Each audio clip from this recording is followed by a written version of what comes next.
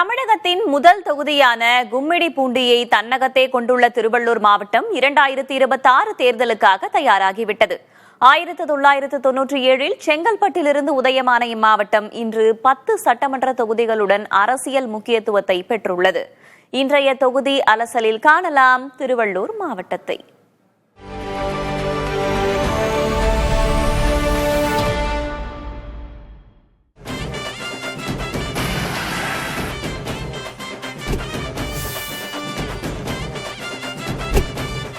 இரண்டாயிரத்து 21 சட்டமன்ற தேர்தலில் 10க்கு 10 என திராவிட முன்னேற்றக் கழக கூட்டணி முழுமையாக கைப்பற்றிய திருவள்ளூர் கோட்டையில் இம்முறை அனைத்திந்திய அண்ணா திராவிட முன்னேற்றக் கழகம் மற்றும் விஜய் தலைமையிலான தமிழக வெற்றிக் கழகம் ஆகிய கட்சிகள் கடும் சவாலை அளிக்கின்றன.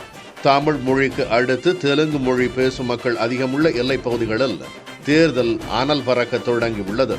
இம்மாவட்டத்தில் கும்மிடிப்பூண்டி, பொன்னேரி, திருத்தணி, திருவள்ளூர், பூவிருந்தவல்லி, ஆவடி, மதுரவாயல், அம்பத்தூர், மாதவரம், திருவொற்றியூர் ஆகிய 10 தொகுதிகள் உள்ளன.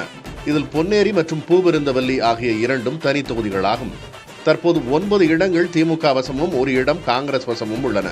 தமிழகத்தின் முதல் தொகுதியான கும்மிடிப்பூண்டி காலங்காலமாக அதிமுகவுக்கு சாதகமாக இருந்து வந்தது. இதுவரை நடைபெற்ற தேர்தல்களில் அதிமுக 7 முறை இங்கே வெற்றி பெற்றுள்ளது. ஆனால் கடந்த தேர்தலில் அந்த பிம்பத்தை உடைத்தெறிந்தார் திமுகவின் DJ கோவிந்தராஜன். சுமார் 50,000க்கும் அதிகமான வாக்குகள் வித்தியாசத்தில் வெற்றி பெற்றார். அடுத்ததாக பொன்னேரி தனி தொகுதியிலும் அதிமுக 7 முறை வென்று தனது ஆதிக்கத்தை செலுத்தியிருந்தது. ஆனால் கடந்த தேர்தலில் காங்கிரஸ் கட்சியின் துரை சந்திரசேகர் கடும் போட்டிக்கு இடையே அதிமுகவை வீழ்த்தி சுமார் 9,000 வாக்குகள் வித்தியாசத்தில் கைச்சின்னத்தின் பலத்தை நிரூபித்தார். ஆன்மீக பூமியான திருத்தணி தொகுதி எப்போதும் கணிக்க முடியாத ஒரு களமாகவே இருந்து வருகிறது. கடந்த 25 ஆண்டுகளில் பாட்டாளி மக்கள் கட்சி, தேசிய முற்போக்கு திராவிட கழகம் என பல கட்சிகள் இங்கே வெற்றி பெற்றுள்ளன. இருப்பினும் கடந்த தேர்தலில் உதயசூரியன் சின்னத்தில் போட்டியிட்ட சந்திரன் சுமார் 29,000 வாக்குகள் வித்தியாசத்தில் வெற்றி பெற்று திருத்தணி மக்களின் ஆதரவு திமுக பக்கமே என்பதை உறுதி செய்தார். மாவட்ட தலைநகரான திருவள்ளூர் தொகுதி ஆரம்பத்திலிருந்தே திமுகவின் கோட்டையாக திகழ்கிறது. இதுவரை 7 முறை திமுக இங்கே வெற்றி பெற்றுள்ளது. அந்த பாரம்பரியத்தை தற்போதைய சட்டமன்ற உறுப்பினர் ராஜேந்திரன் தொடர்ந்து வருகிறார். கடந்த தேர்தலில் முன்னாள் அமைச்சர் PV ரமணாவை எதிர்த்து போட்டியிட்டு சுமார் 22,000 வாக்குகள் வித்தியாசத்தில் அவர் மீண்டும் வெற்றி பெற்றார். பூவிருந்தவல்லி தனி தொகுதி கடந்த தேர்தலில் ஒரு மிகப்பெரிய சாதனையை பதிவு செய்தது. திமுகவின் கிருஷ்ணசாமி சுமார் 94,000 வாக்குகள் வித்தியாசத்தில் அதிமுக வேட்பாளரை தோற்கடித்து மாவட்டத்திலேயே அதிக வாக்கு வித்தியாசத்தில் வென்றவர் என்ற பெருமையை பெற்றார். தொழிற்பேட்டைகள் நிறைந்த ஆவடி தொகுதி ஒரு முக்கிய நட்சத்திர தொகுதியாக பார்க்கப்பட்டது.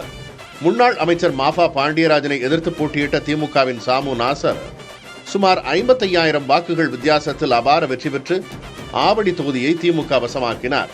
சென்னை மாநகரின் எல்லையில் உள்ள மதுரவாயல் தொகுதியில் திமுகவின் காரப்பாக்கம் கணபதி முன்னாள் அமைச்சர் பெஞ்சமினை எதிர்த்து போட்டியிட்டு வெற்றி பெற்றார்.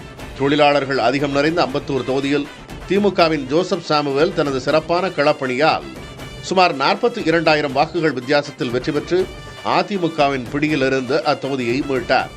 மாவட்டத்தின் மிகப்பெரிய வாக்காளர் எண்ணிக்கையை கொண்ட தொகுதிகளில் ஒன்றான மாதவரம் தொகுதியில் திமுகவின் சுதர்சனம் களம் கண்டார்.